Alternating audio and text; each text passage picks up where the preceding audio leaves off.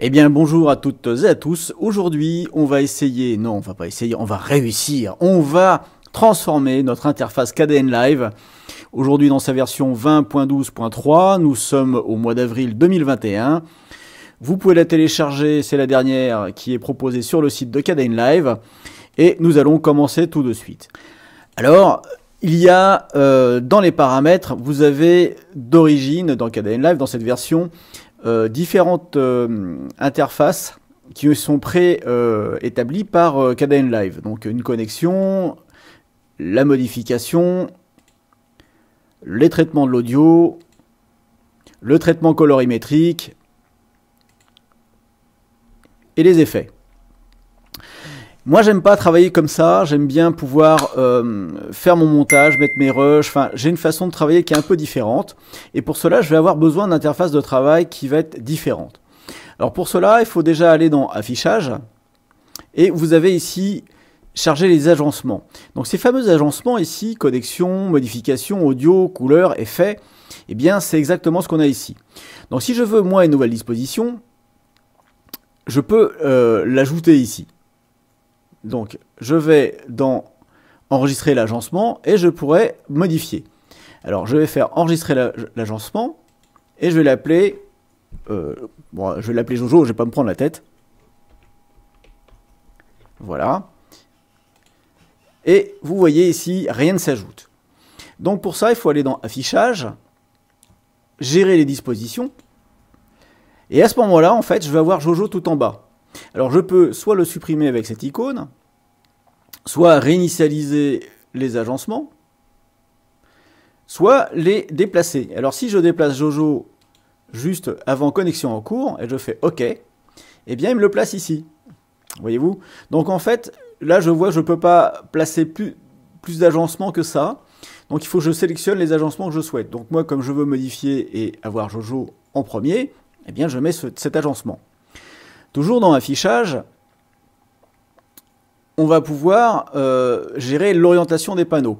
Alors pour l'agencement, vous allez voir que c'est important parce que on va avoir besoin à un moment donné d'orienter ici les panneaux à la verticale et pas à l'horizontale, sinon ça va être faussé.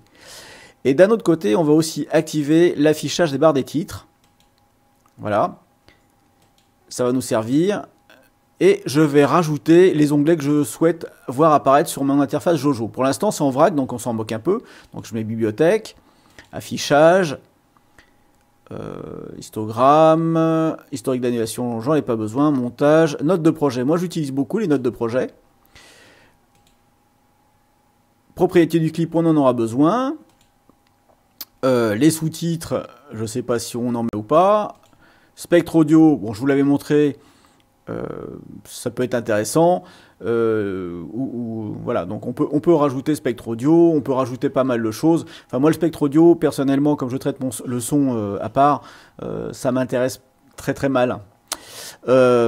Ensuite, on va voir le vector scope, etc. Ça, c'est lié à, je dirais, le traitement colorimétrique de la vidéo. Bon, pour l'instant, je m'en occupe pas. J'ai donc ici mon petit bazar, et vous voyez, c'est vraiment un petit bazar. Alors, on a maintenant la possibilité d'aller dans Affichage, organiser les panneaux en colonne. Voilà, et vous voyez ici, j'ai mes sources de projet qui se mettent en colonne. Hop, j'aurais peut-être pas dû toucher. Voilà, hop. Si vous ne mettez pas cette disposition en colonne, j'ai essayé, en fait, on a beaucoup de mal à y arriver. Donc moi, après, mes notes de projet, moi je les colle dans la fenêtre où je vais avoir notes de projet, moniteur, etc. Ici, je vais avoir ma composition d'effets. Alors, les sous-titres, je les mets en composition. La bibliothèque, au niveau de la composition. Ici, ce sont les filtres. Alors, les filtres, les effets et les filtres, je les mets à côté du source de projet. Hop, composition, c'est pareil.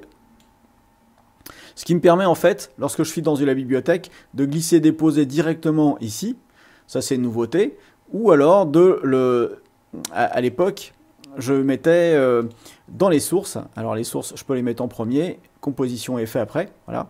Je mettais dans les sources et puis des sources, j'étais obligé de le ramener comme ça. Alors maintenant, Kdenlive permet de le glisser directement depuis la pile d'effets, donc ce qui est très bien. Ensuite, je vais avoir mixage du son et ça c'est pareil. Je glisse, mon carré ici est bleu, je lâche et il est dessus. Voilà, donc je vais avoir ici mon écran. Je vais avoir mes pistes en dessous. Ici. Et là, je vais avoir le mixage du son, la bibliothèque, les sous-titres, je vais les mettre avant mixage du son, les piles d'effets et les propriétés du clip. Voilà, j'ai mon agencement qui est prêt. Il suffit maintenant que pour que je travaille, que je mette mes sources ici, tout simplement. Le moniteur de clip me permet de faire du dérushage. Alors vous allez voir, je vous fais ça rapidement.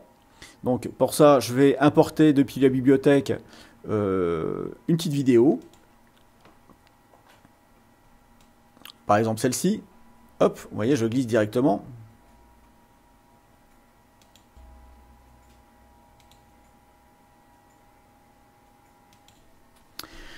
Et là maintenant, je sélectionne ici donc mon abonnement. Alors vous voyez qu'il y a un P, donc il y a eu un calcul qui a été fait, j'avais évoqué précédemment dans les tutos, là, au niveau de la configuration. Et je vais pouvoir ici sélectionner mon point d'entrée. Et ce point d'entrée, en fait, je sélectionne ici avec cette petite icône. Et par exemple, mon point de sortie ici avec cette petite icône. Et une fois que c'est fait, j'ai juste à glisser ici. Et je vais avoir mon rush directement fait.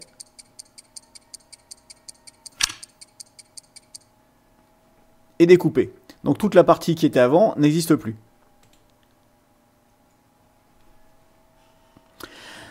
Voilà donc pour le moniteur de clip ce que ça donne. Les notes de projet, on avait vu que je pouvais facilement gérer ici les notes de projet en mettant avec la touche G, créant un guide.